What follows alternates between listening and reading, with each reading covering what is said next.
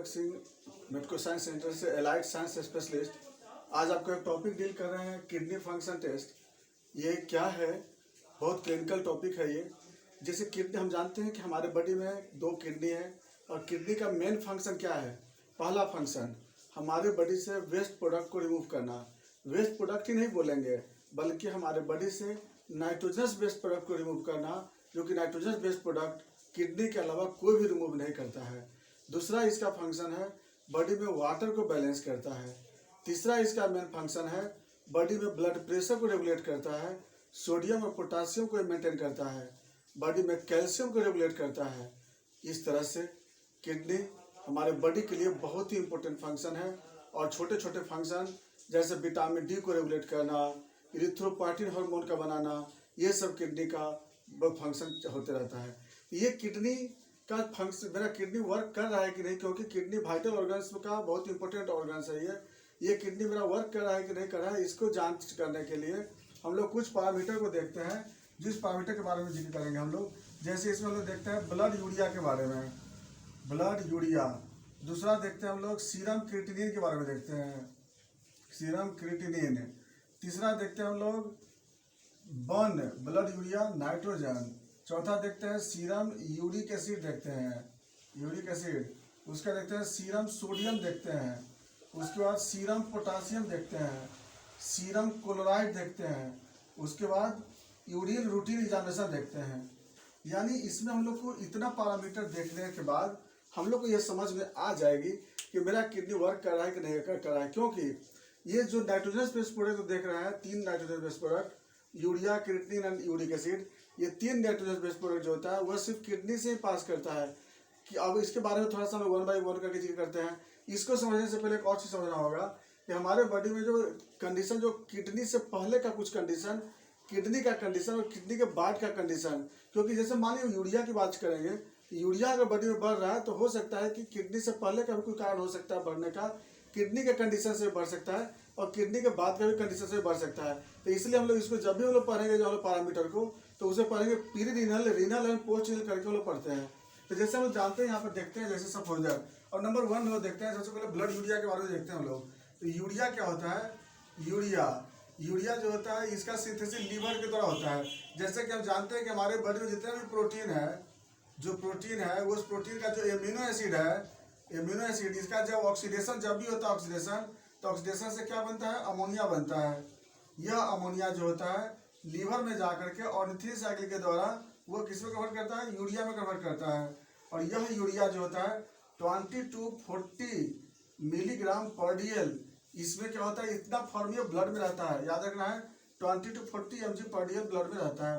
तो अगर मान लीजिए किसी पेशेंट का अगर यूरिया अगर बढ़ा हुआ आ रहा है सपोज दैट, तो इसका मतलब कि हो सकता है कि या तो लीवर सिंथेसिस ज़्यादा कर रहा हो, या फिर हो सकता है कि किडनी में कोई ना कोई गड़बड़ी हो, किडनी वर्क नहीं कर रही है और जिसके कारण क्या हो रही है?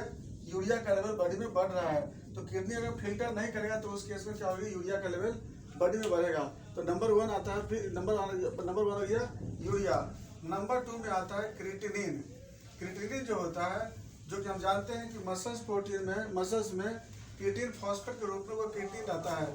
तो अगर मसल्स का जब हम लोग यूज करते हैं, मसल्स का जब यूज होता है, जब कंट्रेक्शन करते हैं, तो उस केस में क्रिएटिन फॉस्फेट जो होता है, क्रिएटिन फॉस्फेट बोलते हैं, तो ये बॉन्ड टूट करके मसल्स को कंट्रैक्ट करता है और बन जाता है क्रिएटिनिन। क्रिएटिनिन बन जाता है। यह क्रिएटिनिन जो होता है 0.5 से लेकर 1.5 mg पर डीएल के फॉर्म में ये ब्लड में रहता है ये।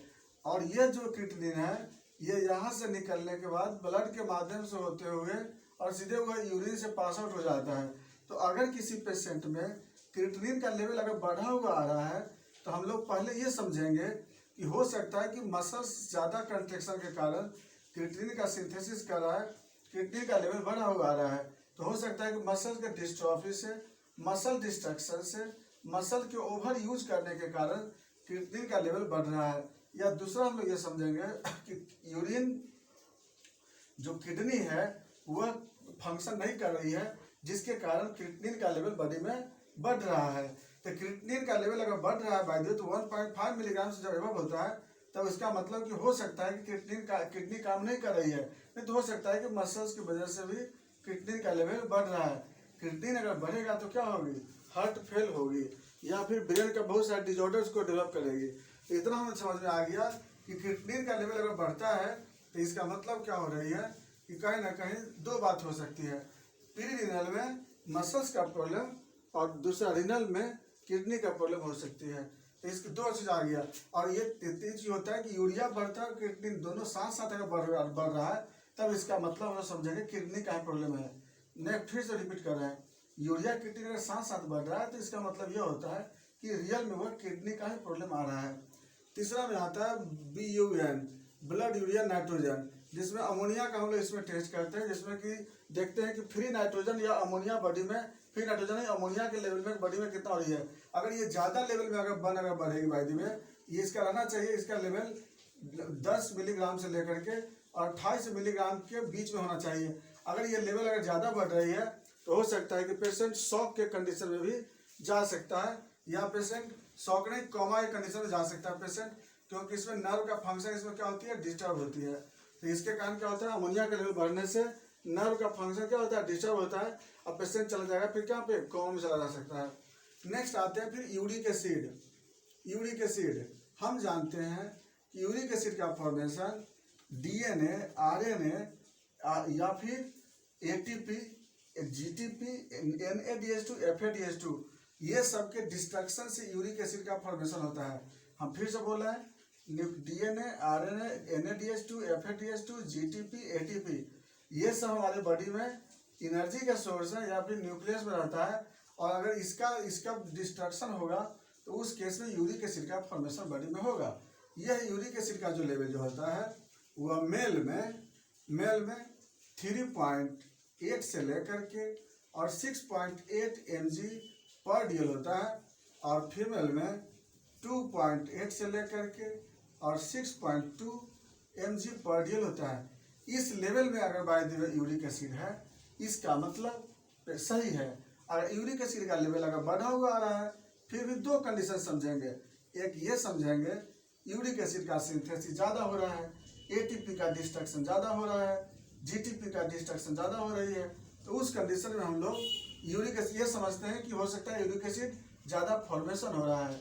दूसरा ये समझेंगे हम लोग कि अगर by the way uric acid बढ़ा हुआ आ रहा है तो ये समझेंगे कि हो सकता है कि किडनी वर्क नहीं कर रही है, और किडनी के वर्क नहीं करने का यूरिक एसिड का फिल्ट्रेशन नहीं हो रही है, वहाँ पर फिल्टर नहीं कर रही है, इसकी वजह से यूरिक एसिड का लेवल क्या हो रही है, बढ़ रही है।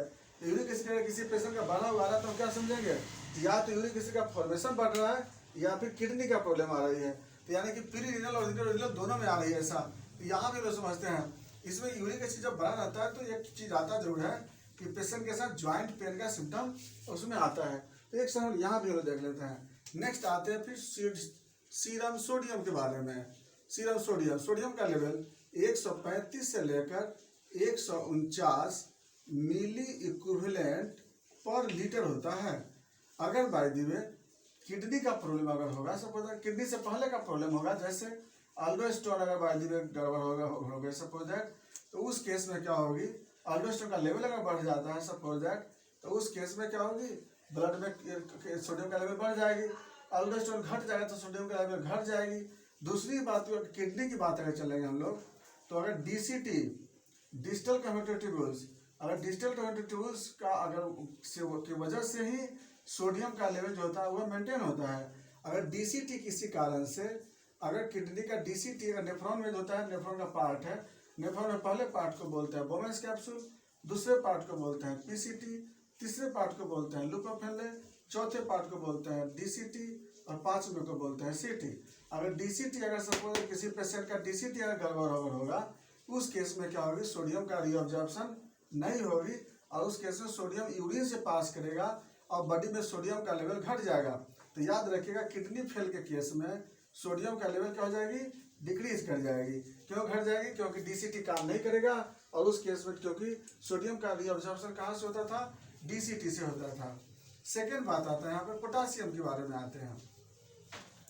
पोटासियम का जो नॉर्मल एज होता है, पोटासियम का जो नॉर्मल एज होता है सीरम पोटासियम, इसका होता है 3.5 से लेकर 5.5 मिली इक्विवेलेंट पर लीटर होता है, मिली इक्विवेलेंट पर लीटर। ये इसका काम क्या होता है, ये जो डीसीटी से ही ये लॉस होता है, डीसीटी से सिक्रीशन होता है। सिक्रीशन जो होता है, सिक्रीशन का मतलब होता है कि जो सब्सटेंस ब्लड से नेफ्रॉन में आता है उसको क्या कहते हैं, सिक्रीशन बोलते हैं।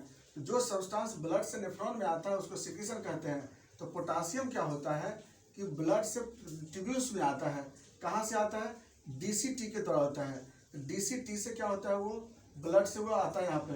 तो जिस पेशेंट का डीसीटी गड़बड़ होगा उस पेशेंट में ब्लड से सोडियम लॉस नहीं हो पाएगी और ब्लड में सोडियम का लेवल क्या हो जाएगा, सॉरी सोडियम नहीं, पोटासियम का, पोटासियम जो होता है वो लॉस नहीं होगी और ब्लड में पोटासियम का लेवल क्या हो जाएगी, बढ़ते जाएगा। याद रखना होगा कि जिस पेशेंट का किडनी फेल होता है उस पेशेंट का किडनी जो पोटासियम होता है वो बढ़ने लगता है और पोटासियम जब भी बढ़ेगा तो उस केस में हार्ट को फेल करेगा।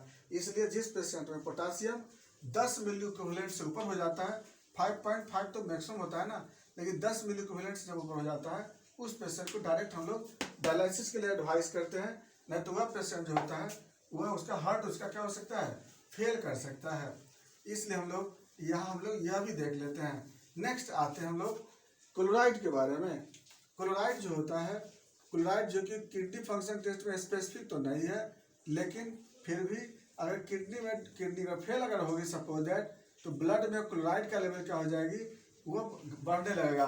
और क्लोराइड जब बढ़ेगी तो उस केस में क्या हो जाएगी, ब्लड एसिडिक कंडीशन चली जाएगी और ज्वाइंट में क्या हो जाएगी, पेन होगी। तीसरा अगला जो आता है वो है कैल्शियम। हालांकि यहाँ पर बहुत लोग नहीं करते हैं कैल्शियम, लेकिन रीनल फंक्शन टेस्ट में कैल्शियम का इंपॉर्टेंस है, बहुत इंपॉर्टेंट, क्योंकि कैल्शियम जो होता है वह बॉडी के लिए बहुत इंपॉर्टेंट है।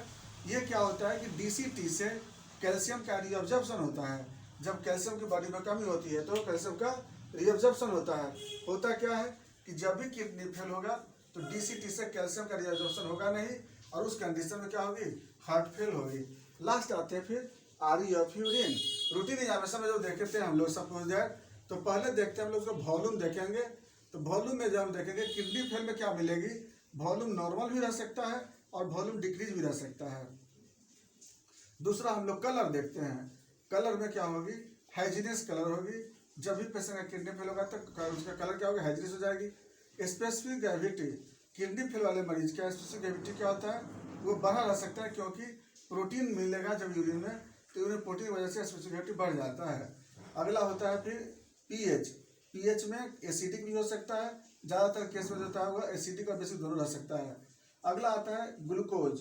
ग्लूकोज जो होता है अगर नेफ्रोटिक सिंड्रोम अगर होगा, डायबिटिक मेलाइटिस का पेशेंट होगा तो ग्लूकोज प्रेजेंट होगी और नहीं तो ग्लूकोज अब्सेंट भी रह सकता है। लेकिन हम लोग देखते हैं अधिकांश केस में प्रोटीन जो देखते हैं, अधिकांश पेशेंट के किडनी फेल में प्रोटीन के सामने में प्रेजेंट मिलता है। अगला जो देखते हैं आरबीसी। अधिकांश जो किडनी फेल का जो पेशेंट होगा उसमें माइक्रोस्कोपिक आरबीसी प्रेजेंट मिलता है। डब्ल्यूबीसी, अधिकांश किडनी फेल के पेशेंट में वही डब्ल्यूबीसी प्रेजेंट मिलता है, ज़्यादा मिलेगा उसमें। एपिथेलियल सेल भी मैक्सिमम पेशेंट में मिलता है। क्रिस्टल भी मिल सकता है। इस तरह से हम लोग रीनल फंक्शन टेस्ट कराते हैं और किडनी फंक्शन टेस्ट देख लेते हैं। अब आप यहाँ पर देख चुके हैं, बहुत सारे पैरामीटर आपने देखा, हर पैरामीटर को देखते हैं, पैरामीटर का इंपॉर्टेंस को हम लोग समझते हैं, तभी हम लोग किडनी का फंक्शन को देखते हैं। उसके बाद पेशेंट को हम लोग बोलते हैं कि किडनी का कितना वर्क आपका हो रहा है। अगर इसमें कहीं भी अगर दिक्कत हो रही होगी, किसी पैरामीटर को समझना अगर होगा, आप मेरे कमेंट बॉक्स में पूछ सकते हैं। बाकी हम लोग नेक्स्ट वीडियो में नेक्स्ट फंक्शन टेस्ट को देखते हैं। थैंक्स।